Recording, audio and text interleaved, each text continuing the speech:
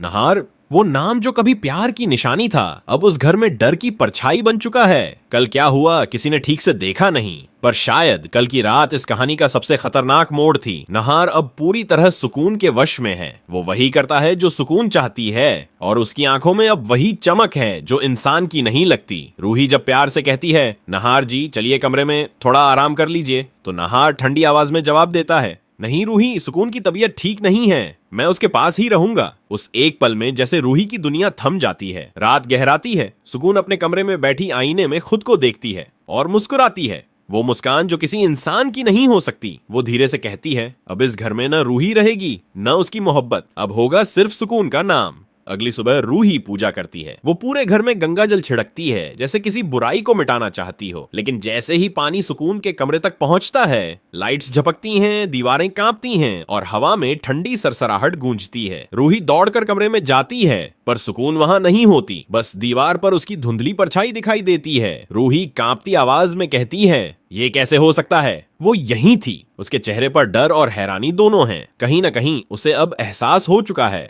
सुकून इंसान नहीं है, वो आत्मा है। नीचे से नहार की आवाज गूंजती है, रूही तुम बार बार हमारे बीच क्यों आती हो? चली जाओ इस घर से। रूही की आंखों में आंसू हैं, पर अब डर नहीं, बस हिम्मत। वो ठान लेती है, अब चाहे कुछ भी हो जाए, मैं नहार को इस अंधार से निकाल कर रहूंगी। रात होते ही हवा का रुख बदल जाता है। दिए टिमटिमाने लगते हैं और घर में गूंजती है सुकून की आवाज, अब कोई मुझे नहीं रोक सकता। रूही आंखें बंद करती है, मंत्र जपती है और कमरे में फैलती है एक रोशनी। सुकून चीखती है, नहार की आंखें खुलती हैं और फिर सब शांत। पर क्या ये अंत था या बस तूफान से पहले की खामोशी? किसी को नहीं पता। आज शायद हमें पता चले कि इस घर में सुकून की कहानी सच में खत्म हुई या अब शुरू होने वाला है उसका सबसे डरावना रूप।